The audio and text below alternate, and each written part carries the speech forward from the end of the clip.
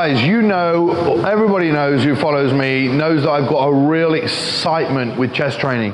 Why? Because it was always an area that I used to struggle with.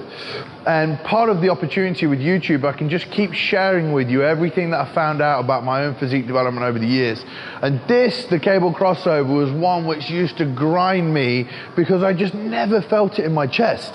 Why did I never feel it in my chest? Well, like we all do, we follow people that just literally bounce the weight around, and if you have not learned how to apply tension to the chest muscles, and you haven't learned biomechanically what movements are efficient and how to stabilize, you're not going to get the most effectiveness from chest training. So let me just give you some pointers on this.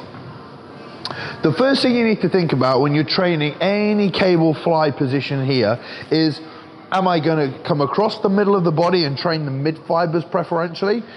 Is the goal to come from here across and train these kind of like lower fiber portions really of my chest? If the answer is yes, what real benefit, because I'm wanting to get fully shortened here, do I have bringing the cables up to here? Well, the benefit that you have is zero, okay? What happens when you get beyond here is that you elevate the shoulders.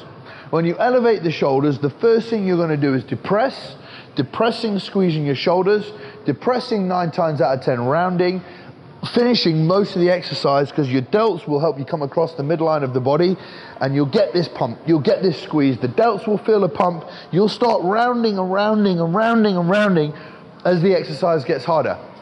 It's doing very, very minimal to your chest. Of course, just the true nature of you trying to squeeze together, you'll feel something, but not as much development as you expect.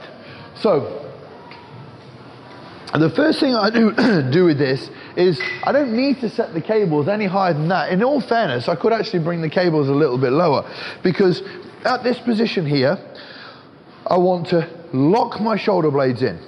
Okay, that's the first part. Squeeze my thoracic. Okay, so I've got my chest slightly extended. What I don't want to do is bring myself to here and just pull down, because what am I going to do there? Probably if I'm going to pull them down here, it's just going to be a lot of lat. So the fibers that I want to bring across the body are going to be here, okay? Because remember, the lats abduct as well. So I'm going to come slightly here, slightly internally rotated. So a couple of things that I'm thinking about. Dropping, slightly elevating my chest, squeezing my thoracic. Now, the next thing I'm thinking about is not bringing the handles to touch, because watch this. If the handles touch and my arms are pointing in this direction here, I've missed out on that amount of range of movement to fully contract my pecs. So if this is what you're thinking, you're missing this distance to shorten and contract your pecs. Doesn't take a genius to work out that you're missing a huge opportunity of growth and development. So the more and more and more this starts to happen, the less and less and less you're training your chest.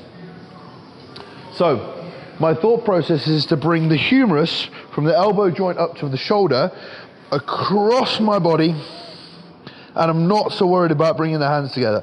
I'm coming from here, I keep that depressed, and I squeeze together, consciously trying to bring the biceps together, fully contracting as hard as I possibly can. Now, just because of my shoulder width, that is as much as I'm happy to go in. So I'm here, drop, squeeze as hard as I possibly can. At the point where I feel I'm having to do this and round, then I'm starting to bring in my shoulders, I'm starting to get thoracic flexion, and I'm taking tension away from my chest.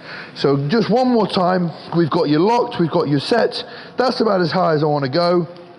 Squeeze, contract, squeeze. Now remember, if I want to train the pec in this more lengthened range here, is this the most efficient exercise for it? No. I'm actually pretty strong here, but I'm going to be pretty weak here with the cables.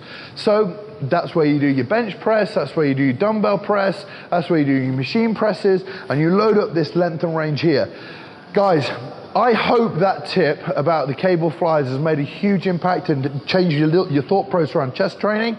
You remember there's over 40 videos in my cover model chest program. And all you got to do is click on the link below and you'll send you straight to everything about the cover model chest program. It takes you through 12 weeks of training, and I know you're going to grow from using it.